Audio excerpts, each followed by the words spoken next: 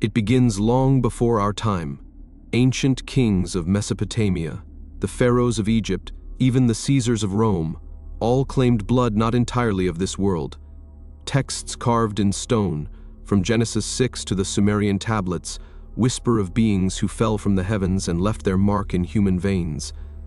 But here's where the story turns darker. Fast forward to the 20th century. In 1947, the Dead Sea Scrolls surfaced.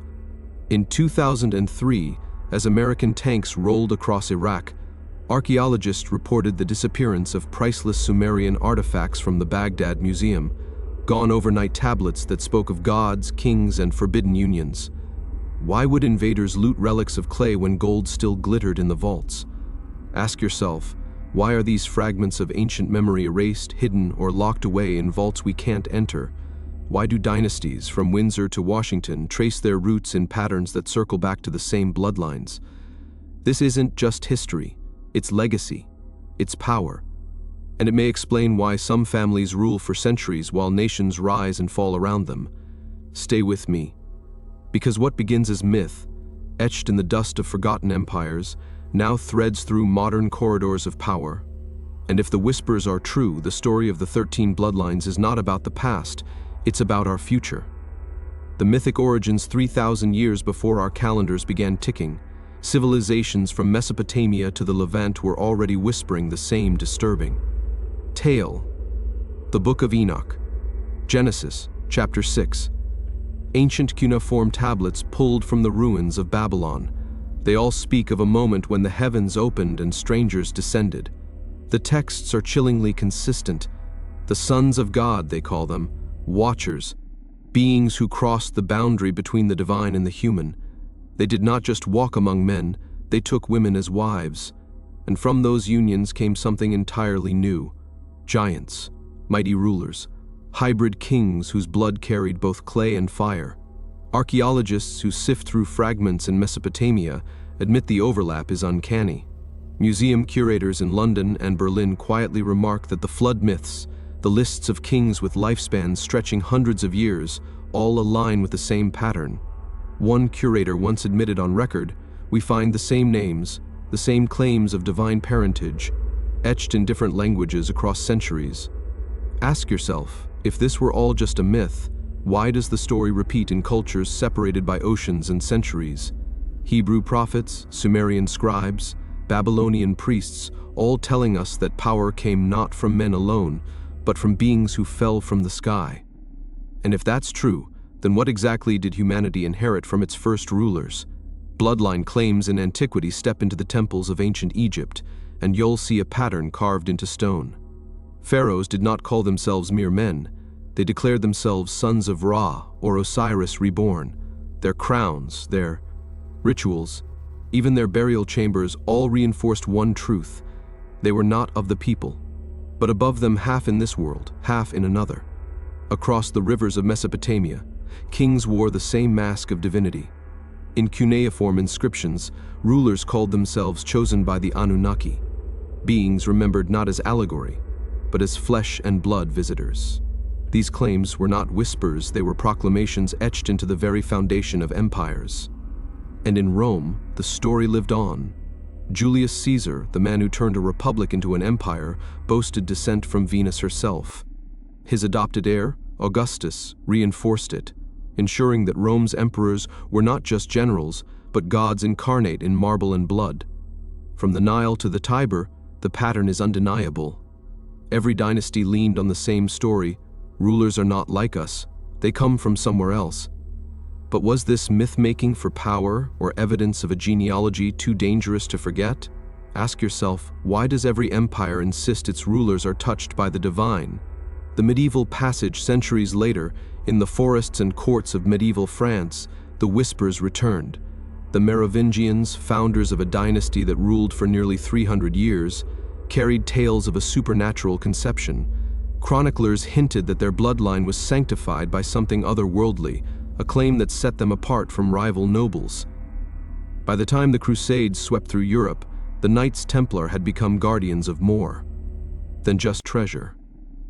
Legends grew that they protected secret genealogies, documents that tied ruling families back to ancient, even biblical origins.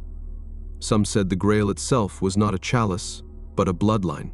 Historians, in interviews on the BBC, cautiously admit there is evidence of deliberate continuity, monarchies across Europe quietly intermarrying, weaving a net of blood that stretched across borders and centuries.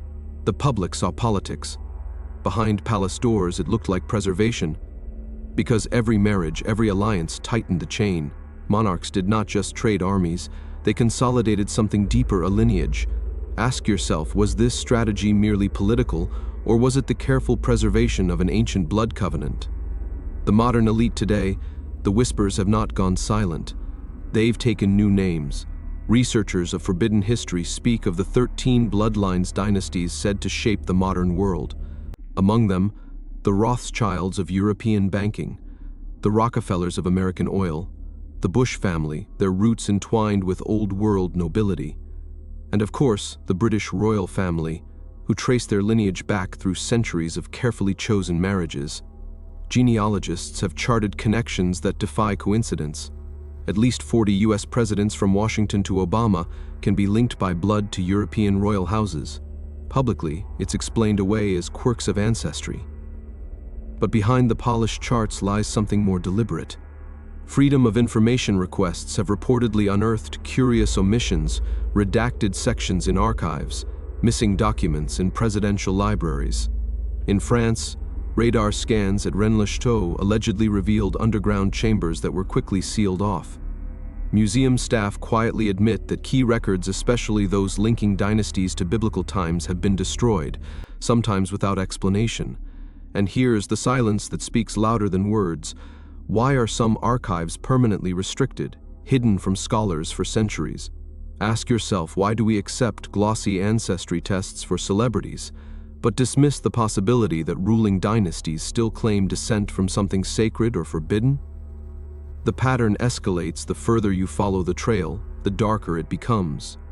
In prophecy, it was written, as it was in the days of Noah, so shall it be again. A chilling reminder that what began with the fallen angels might return. Technology has only deepened the mystery.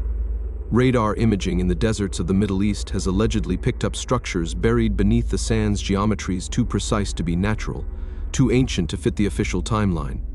Yet, reports vanish, files close, silence reigns.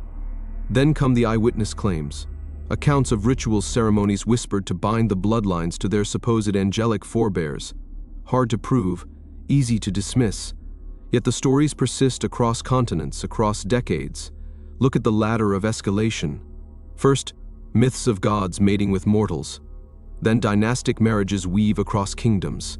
Now, in the modern age, control over banks, armies, media, and even the rhythm of wars. Power doesn't just accumulate, it concentrates, and the pattern traces back to one origin. Ask yourself, if power has always hidden its true roots, what else are we not meant to see? Eschatological stakes. Every story has an ending, but some endings are written in advance. Many religious traditions warn of a time when the fallen ones return. The Book of Revelation, the Quran, apocalyptic visions from prophets across the ages, all point to a climax where the blood of heaven and the dust of earth collide once more. And look at our world today. The most powerful gather in private halls. Davos, Bilderberg, secluded castles in the Alps. They speak of shaping the future, but never in words were allowed to hear. No transcripts, no cameras, just declarations afterward, carefully polished for public consumption. Ask yourself, if the bloodlines are real, what future are they writing for us? Who gets to decide the story of humanity, and who gets erased from its pages? Here is the silence that cuts deeper than sound. Reports vanish, archives are sealed, cameras fail. No photos, no proof, which, in the strange logic of history, often means only one thing: something was erased. From Mesopotamian kings to Egyptian pharaohs, from Roman Caesars to modern presidents, rulers have insisted their blood is not of earth, but of heaven, or perhaps of its exiles. The claim repeats, age after age, dynasty after dynasty, as if the script itself has been rehearsed for thousands of years. And perhaps lineage is not just about inheritance, Perhaps portraiture, genealogy, and ancestry don't merely preserve history. They consume it. They bind us to stories older than civilization itself, stories we were never meant to question. Ask yourself, if an image or a bloodline could carry the mark of fallen angels, would you recognize it? Would you see it in the faces of those who rule today? This is not just history, it's forbidden history. And here, we pull back the curtain on what was meant to remain hidden. Subscribe, stay curious, and join a community dedicated to uncovering the secrets buried in silence. Because the past was never gone. It was only locked away.